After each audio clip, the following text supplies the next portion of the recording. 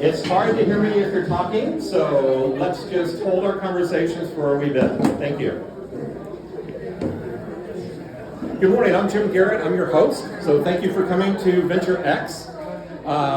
We're going to have our speaker here in just a moment. Today we're very fortunate to have Kimi-Lyn, and she snuck behind me there. So Kimi-Lyn is sort of a force of nature, so I met her as a director with Power Women. So that was how I was introduced to her, but she's also involved with commercial lending. She's involved with a father's rights advocacy group. She's active in local politics. So we're going to talk about being a successful networker. So what I would like you guys to do now is really be quiet and be respectful for our speaker today. If you do have to have a conversation, please take it outside and not in here. So I'm going to hand it over to Kimi-Lyn. Thank you, Jim. Thank you, everyone, for coming to VentureX this morning to spend some time here and get to know our community here at VentureX. I am honored to be here to speak. My name is Kimi-Lyn Reed. I find it very, very important because I am not indigenous to Texas to go ahead and start right off and answer the question that pops in everybody's head the second that I woke up is, she ain't from around here, is she? No, I'm not. I am from South Carolina, born and bred, so this accent is South Carolina. And if you're wondering why my face doesn't match my accent, it is specifically because my mother is half Peruvian, half Spaniard, and my father is 100% Scottish. So to answer all of those questions, and I think that is something, it's one of those things, you have to be the change that you want to see. And people are innately curious about other people. They want to know. There is no malicious intent. They just want to know who they're talking to. And if you can bridge that gap for people by just saying what you know they're all thinking, it really, really helps bridge that communication. So I have been in San Antonio for 20 years. I came here via Guam. I spent 13 years in the Orient. I was a started off as a franchisee for Quiznos. I had 3 of my own locations there, and then I became the area director. I sold Quiznos franchises in all of South America, and I assisted the Korean franchise owner in South Korea on the base in South Korea, and a Japanese franchise owner opened those franchisees in their respective locations. Then I moved here, and just like probably half the people in the room, when I moved here, everybody was flipping houses. So me and, I don't know if anybody remembers the Montalongos, we competed for the show, Flip That House. We were their competitors on that, and we didn't have as much drama as they did, so they got the contract, and we didn't, we're okay with that. And from there, I spent a little bit of time raising my kids, which is by far the single most important thing on my resume. I appreciate that, I appreciate that.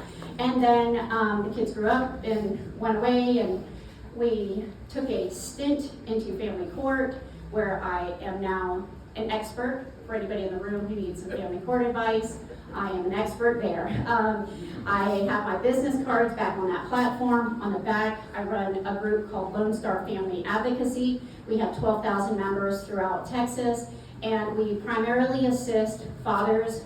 90% of fathers lose access to their children at the time of the divorce.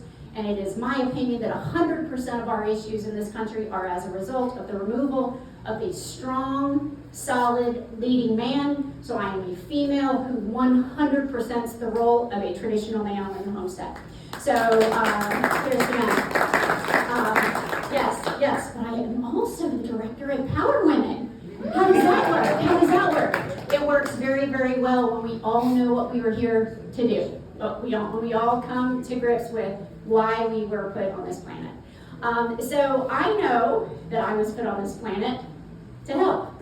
The gifts that I have were not arbitrarily ones I chose. They were ones that were given to me by my Creator, and for that, I am obligated to share them. So my great friend Grady Joe said, hey, Kimi-Lyn, I need you to go to this networking event over at VentureX because I'm not going to make it. I said, I don't do those anymore. She goes, go do a network. So I did. And then I realized that it was really, really important. some of the things that I observed, and all of the training that I've had over my lifetime would be of use. And if I can improve the life of anybody here just by a couple of inches, I will be grateful for that. I will be insanely honored to have been able to lift somebody up just by a couple of inches.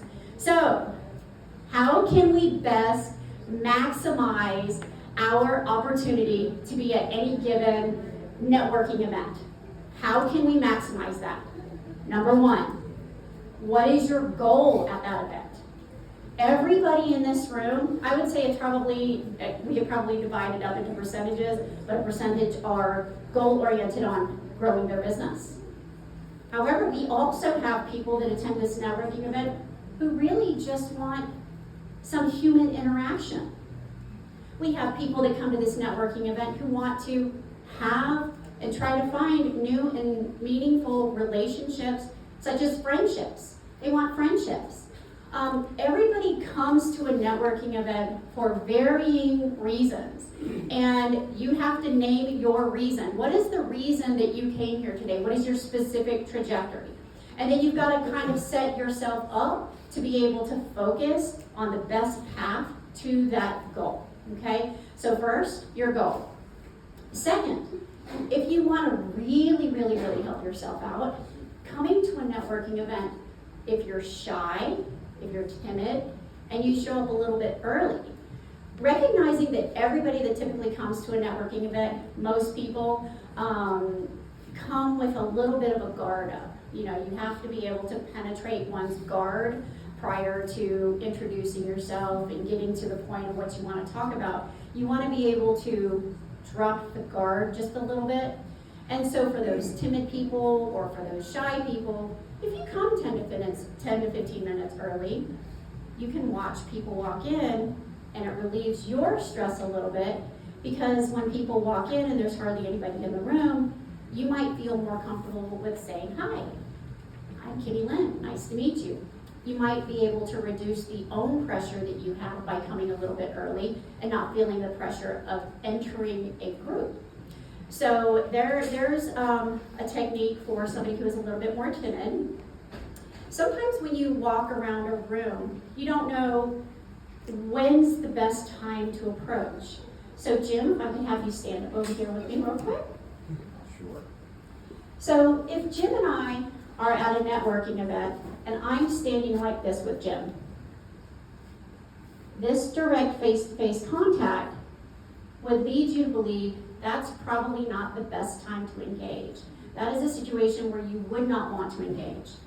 But if I was standing with Jim and I was standing like this, our body language is now open. So that would give you an opportunity to approach. Thank you, Jim. You're welcome. How do you get the cues? And how can you be a good inviter of people to approach you? So what I have found, and I am not sorry if I offend anybody, I'm just going to speak directly. So in Asian cultures and anybody Gen X over, we have a rule when we kind of enter a room or enter a space, and that is we typically acknowledge people in the space. So we will, in Asia, we typically do my eyebrows are up, I see you, I see you, I see you. So how do you behave if you are one of the two people that are engaging in the conversation? If you are open to having somebody enter, but you're in the middle of a sentence, it is appropriate for you to turn, make eye contact, and do a simple acknowledgement. Turn back and finish your sentence, and then do an introduction to yourself. You always want to make sure you've given the least bit of courtesy to acknowledge somebody's presence.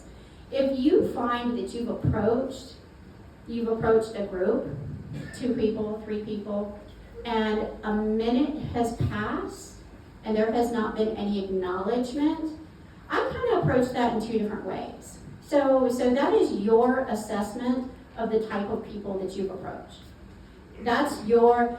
It is a rule that I abide by all the time. When people show you who they are, it is your responsibility to believe them. Okay? So you must recognize where you're welcome. You are the gift. You are the gift at the table. If people choose not to partake in the gift that you are there to give them, you should honor that, because what you have to offer is of value. So it's my position that allow for somebody to give some acknowledgement, finish your sentence, and then greet the new person and bring them into the conversation. Okay, so now, it is a scientific fact that the only time you are growing is when you're uncomfortable. If you're hanging out here and you're really, really comfortable, you're not growing. You have to push yourself to always be doing something that is uncomfortable in order to grow. So, I need everybody to assess. When you approach somebody with a handshake, what is your handshake like? Are you doing the queen? The queen? Anybody? Anybody the queen? The person that reaches out with their fingers, the queen. Okay, that is representative of you. We don't want to do the queen anymore. The queen has to retire. You need to engage, okay? Jim, if I might exercise a handshake with you. Okay, so I'm going to do the queen. Nice to meet you. Okay, I'm not expecting him to kiss my hand. We don't do the queen, okay? Okay, the floppy fish. The floppy fish is when I don't even bother putting my fingers together. That's the floppy fish. My dad used to always say, act like you got a purpose in your life. When you approach somebody, act like you are there with meaning. So when I shake hands with Jim, I want to make eye contact, I want to shake it. I don't want to be overly aggressive with my handshake either. So there is that fine medium too. You don't want to be overly aggressive. Thank you, Jim. I appreciate your help.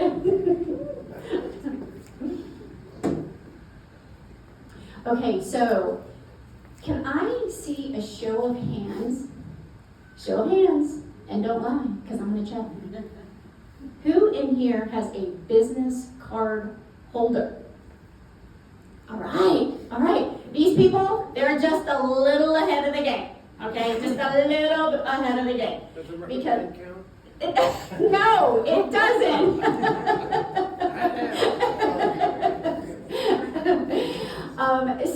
So it, we all at these networking events, there is a process of elimination. You approach somebody, you get into the conversation, and now from that point, you are working on trying to eliminate what everybody in the room has, and that's a little bit of a guard up. They don't know who you are.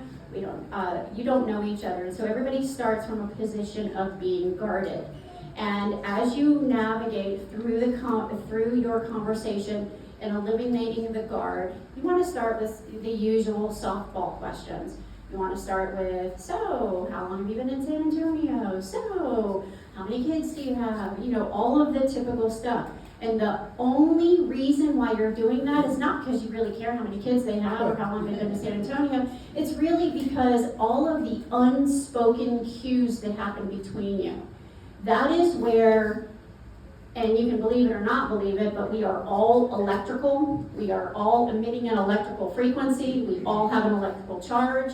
And the person that you are speaking with is assessing that electrical charge, and they are identifying whether or not it is an electrical field they want to be around.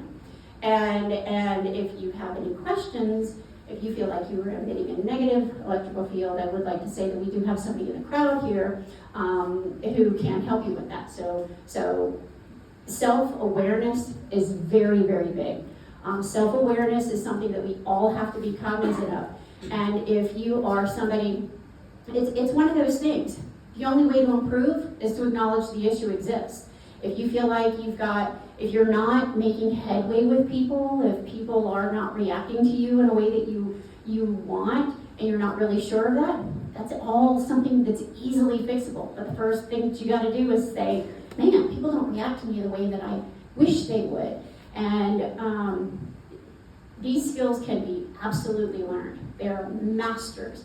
We have many, many people. Being in the political arena and heavily involved politically, we typically have somebody who is maybe really, really smart at what they do versus somebody who's just really, really charming. And those two together can be a really good team. But if you don't have a team that can lift you up in that area or help you along in that way, it's important that you develop those skills, and those skills can be developed.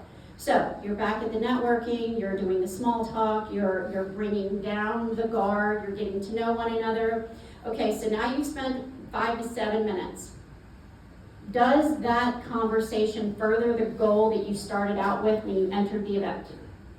Now that you have assessed that this gentleman is here selling plumbing services, is that a place where you know that is somebody in your entirety of your other networking, has somebody mentioned to you in the last couple of weeks that they need a plumber? It's my opinion that it's your responsibility to connect those two. Oh, I don't need a plumber, but Steve does. Let me get you connected with Steve. That you might not, and if there's any old school Zig Ziglar people in here, I am a firm believer in the fastest and easiest way for me to get everything that I want in my life is simply by helping you get what you want. So the fastest that I can do that. So when you are communicating and you have assessed that the individual you're communicating with is not going to necessarily impact what you have or vice versa, make that conversation short. There is no harm, no foul in politely exiting the conversation because you don't feel like that's the person that you needed to make contact with, but you need to assess your goals and check and see if that conversation is going to be in alignment with what you have to offer. Let me get. Question. Oh, we have a question. Okay.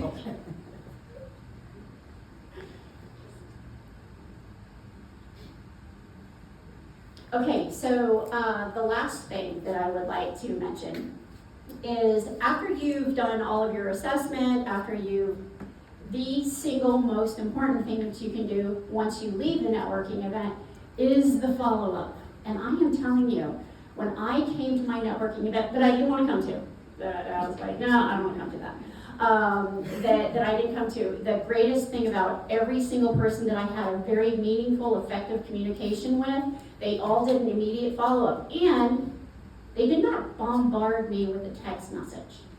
They sent a very well-articulated email that said, hello, it was a pleasure to meet you today.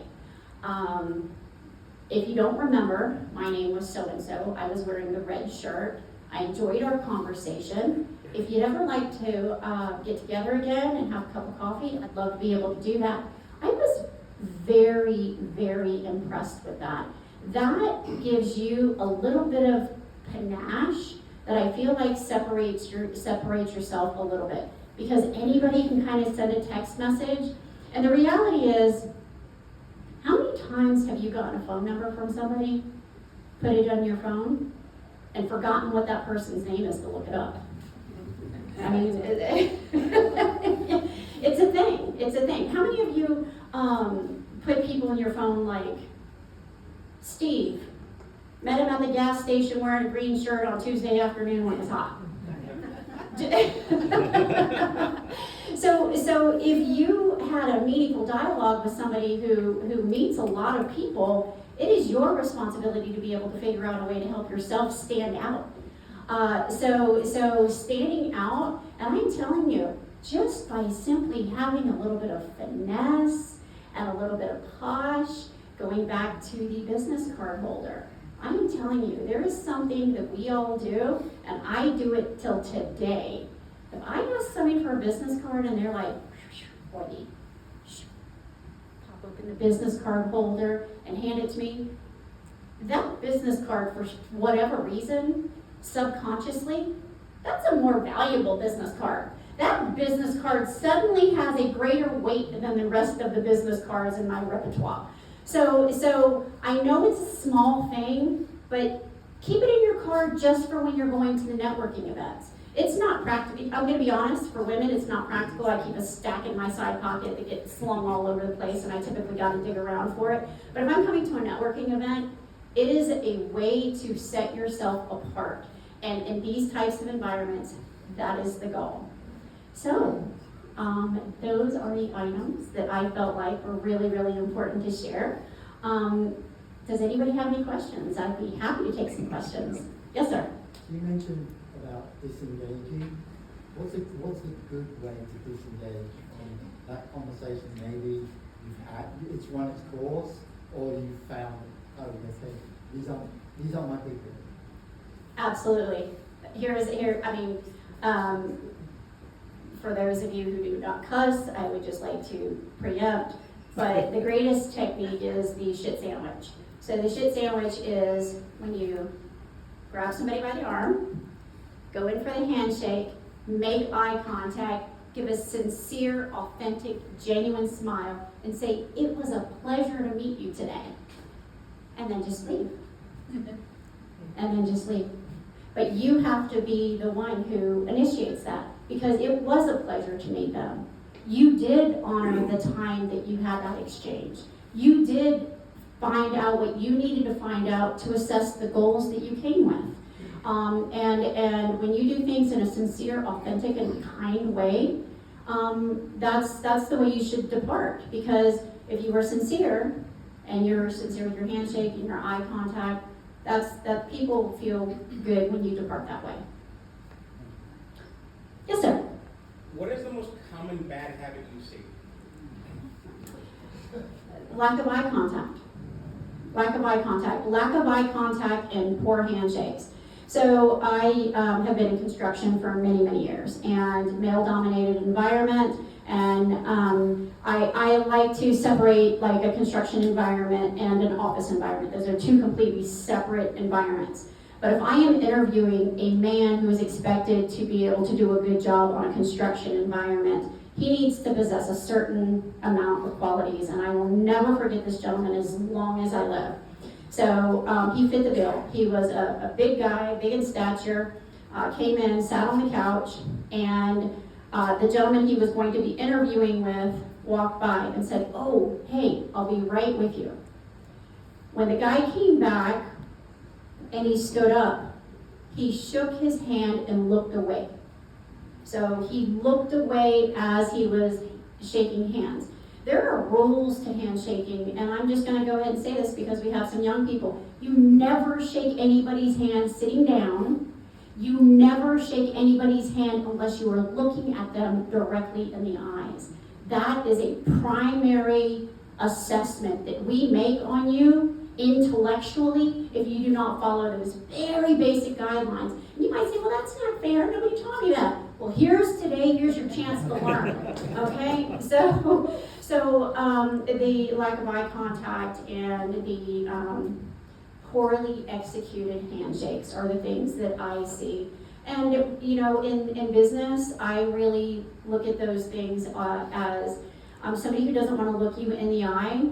There's a plethora of reasons why people don't do that, but when they don't do that, the likelihood of them being directly confrontational, if there's an issue that you have to immediately address, significantly lowers. The likelihood of, I kind of look at people when they don't have eye contact with you during your conversation, be it true or untrue, as they don't give me a feeling of trustworthiness. I need to be able to see where they're coming from. And like I said, a lot of people, we're all here identifying each other's electrical charge. And an easy way for you to not deny me the opportunity to accurately assess your electrical charge is to deny me eye contact. And so what happens in my head is, why don't they want me to see? Why do they not want me to see who they are? Because it is my belief that eyes are the windows to the soul. So, any other questions? Yes, where do you buy a business card holder? Since you made fun of my business card holder. Hey, listen, I am so proud of you because you are going to grow today, and so therefore, guess what you've done for me? Accomplished my goal of helping someone grow. So I am super appreciative. Well, thank you so much, Kimi-Lyn. I think all of us found that to be a great step-by-step guide of things that we haven't been doing. So it's really important. Business cards are over there. Okay. Yeah. And business cards are on the last table. Business over card there. on the last table over there. So again, I want to thank you very much for coming out today and enjoying the last Thursday's networking group. Kudos to Audrey, who makes all of this stuff happen. I feel like I don't give her really enough recognition for the things that she does back here. Unfortunately, Anna is off to a wedding today, so she's not here with us. Everybody here is welcome to spend the rest of the day here. You're welcome to work here. So anytime you come here for one of these events, you're welcome to bring your laptop, you're welcome to work the rest of the day, experience what it's like to be in our co-working space. If anybody would like a tour, Audrey's available. I'm available to tour you around and sort of show you what we have going on. It's probably the most technologically advanced workspace in San Antonio, as well as hopefully the friendliest. So you guys are really welcome. Please eat all of the food because it's food and it's delicious, and I get way too tempted. So thank you guys very much, and you guys are welcome to, well, we have another half hour or so of networking, so please enjoy.